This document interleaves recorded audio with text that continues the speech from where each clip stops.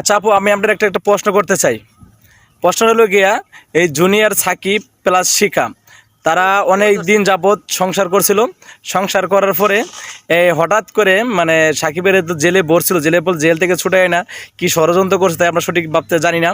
কিন্তু বাট সেদিন রাত ভোর 4টায় তার সাকিবের গোপন অঙ্গ কেটে নিয়ে শিখা নিজেই বসে রয়েছে চেয়ারের ভিতরে। এটার কিছু আপনি শিখার বিষয়ে আপনি কিছু আলোচনা কিছু বলেন। আসলে কি বলেন, আমাদের মেয়েকে ওই সরকারে ক্ষমতা দিছে, ওই যে পুরুষের নারীর সমান অধিকার। এখন এত পরিমাণ সমান অধিকারে চলে গেছে নারী, মানে একটা পুরুষকে ইয়ে করতে তারা একটা ভালো ভাবে না।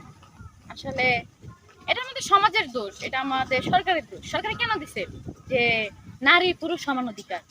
ওই জন্য হয়তো, কিন্তু মানুষ জীবনে ভুল করে, অনেক ভুলই করে থাকে।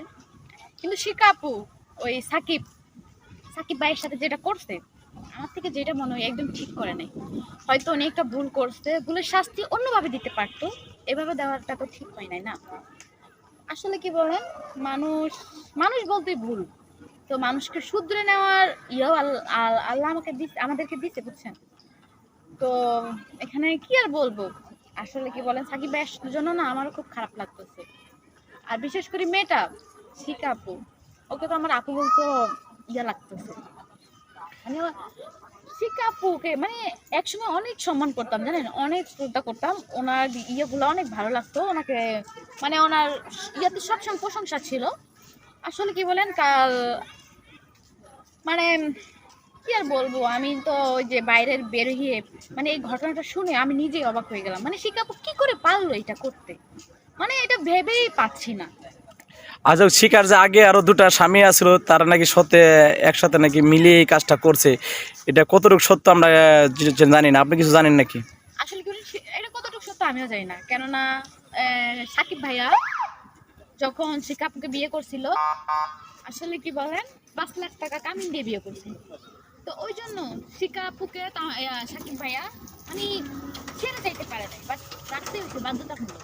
এখন এমন বাধ্য হয়েছে যে শেষ পর্যন্ত ওনার নিজের জিনিসটা নিজে কেটে নিয়ে হাতে নিয়ে বসে আছে। মানে বিষয়টা কেমন জানি ভাবলে আমার খুব গায়ে শিরশির করে। শিকার কি বিচার আপনারা চাইতেছেন আর কি? আসলে কি বলেন, শিখা একটা মেয়ে, তো আমিও একটা মেয়ে, তো আমি শিখার এগেস্টে কোনো খারাপ ইয়েতে যাইতে পারি না। কিন্তু তাও বলবো যে শিখা আপু যেটা করছে এটা একদম ঠিক করে নাই। কিন্তু হ্যাঁ, এটা আমি কি বলবো, আমি একজনের তো হয় না, এটা জনগণ বলবে। তো পাবলিকের যদি শিখা আপুর এটা সঠিক মনে হয় তাহলে সঠিক লাগবে, আর যদি অন্যায় মনে হয় তাহলে ওরাই বলবে, যে কমেন্ট বক্সে নিশ্চয়ই বলে যাবেন যে শিখা আচ্ছা, আপু। আপনার মতামতে কি আর শিকার কি কোনো ফাঁসি হওয়া উচিত? সে একটা মেয়ে, ওই একটা ছেলের যে ওই গোপন অঙ্গে কেটে দিল, তা সাকিবের তো লাইফটা একের বরবাদ। সাকিব তো না মৃত্যুর পাঞ্জায় লড়তেছে মেডিকেলে, সেটা তার ঠিক, একটা সেটা ঠিক সন্তান আছে, হারাগুলো মারে।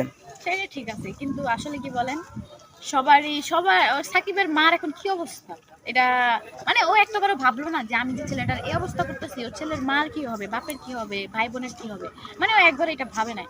তো আমি বেশি কিছু বলবো না। আসলে কি বলেন, উপরওয়ালা বেশরকম সবাইকে দেখে, তো ও যেহেতু এই কাজটা করছে, এখন ওকে এখন তার বিনিময়ে যদি শাস্তি দেওয়া হয় তাতে তো করছে না, ও হবে না, এখন তাকে মানে আসলে কি বলেন, যেহেতু ওর কাটছে তাহলে নিশ্চয়ই এখানে কাটাকাটির মাধ্যমে হলে একটু ভালো হয়।